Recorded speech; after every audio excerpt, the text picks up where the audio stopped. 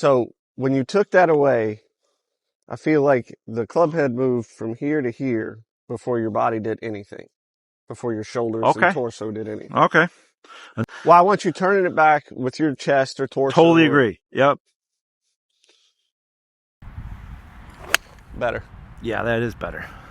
When you get like this right away, you're already disconnected. So your left arm's collapsed because everything's moving across your chest. So you have to reach across your body already. I see what you're saying. Yeah, so that's good that you caught that. I mean, that's why we do this. For that right there. Because I thought I was doing it, but I wasn't.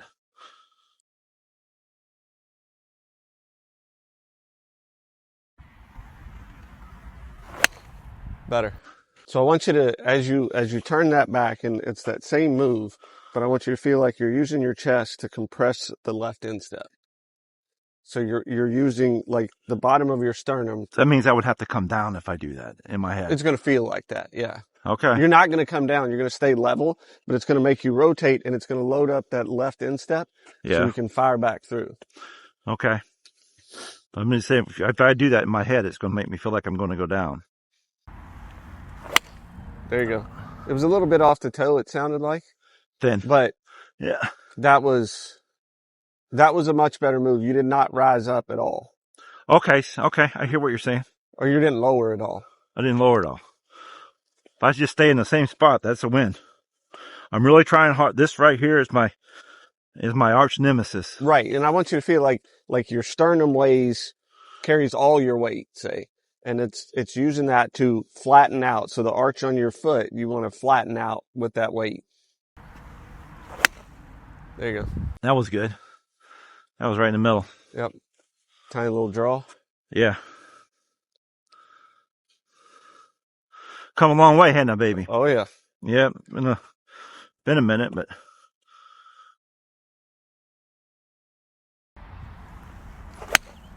Now that plane, that was a little bit heavy maybe. Yeah.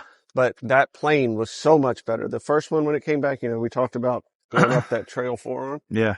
You were here because you were getting up so quick. And that one was more of a rotation. Then you can just fold. Your left elbow just folds and you get in that position. Yeah. And the elbows are still close together and in front of you so you can get back instead of back. Okay. Well, I can tell you that I don't think about my left elbow folding. If it folds on its own. Well, and that's what should happen because when you're back and like the eye of the elbow, I call it, is pointing up, it's easy for it to fold to the top of the swing. Yeah. I just got to get some swing thoughts out of my head. So I spend so much time with too many swing thoughts in my head. Right. I can't freaking play. There it is. That wasn't bad.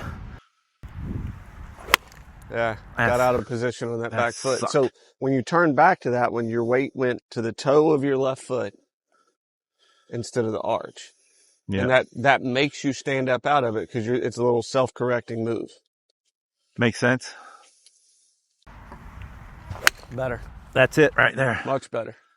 So you can do little practices. Think of Mike Weir back in the day. I don't know if he still does it or not, but this waggle. He does.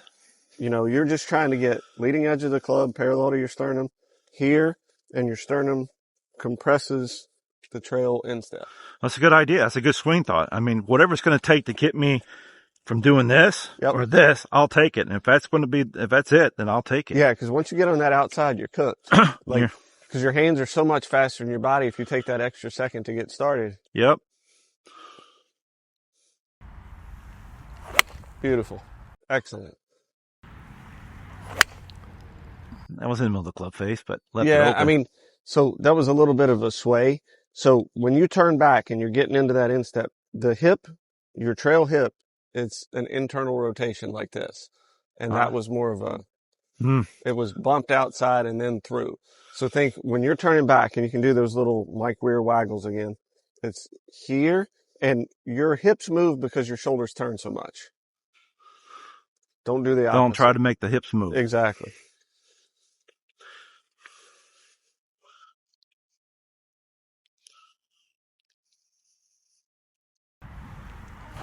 Good.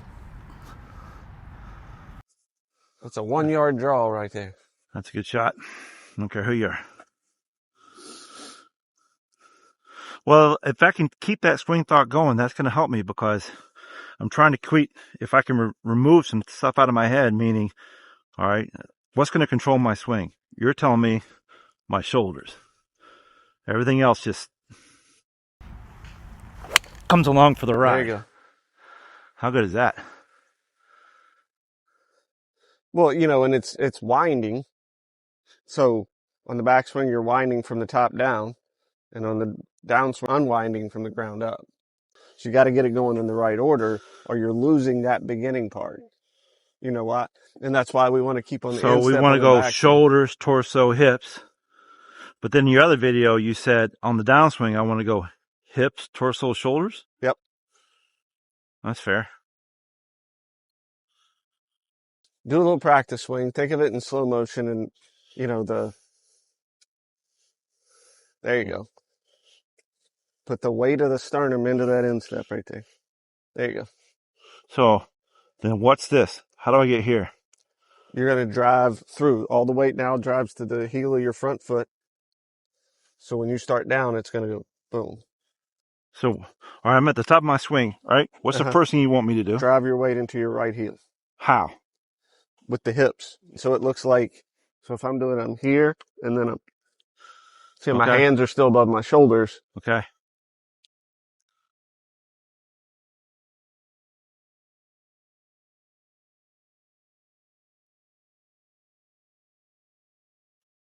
That was disjointed, but it was the right idea. We'll pour some oil on it, and there you go.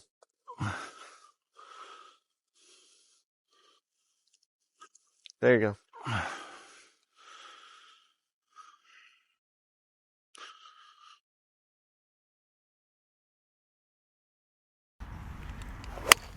Nice. That was perfect. You say perfect? It's perfect.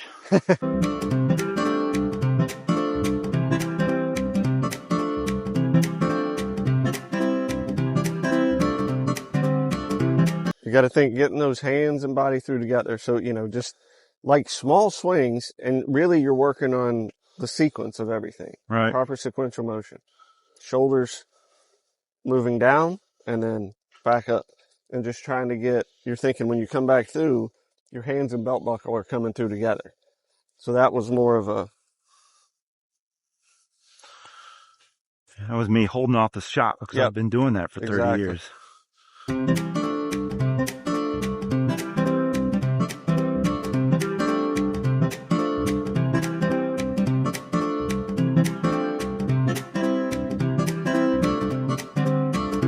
Yeah, go back before you hit another one. Do a few little ones and just thinking here and then the sequence going through. But really your main focus is when you're coming through, the hands and the belt buckle come through this area together.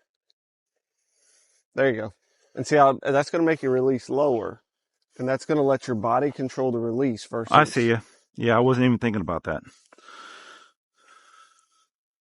I see you. I know what you're saying. I like that hands in the belt buckle piece. It gives you something to think about. I just want one swing thought, you know, or two, if no, you know.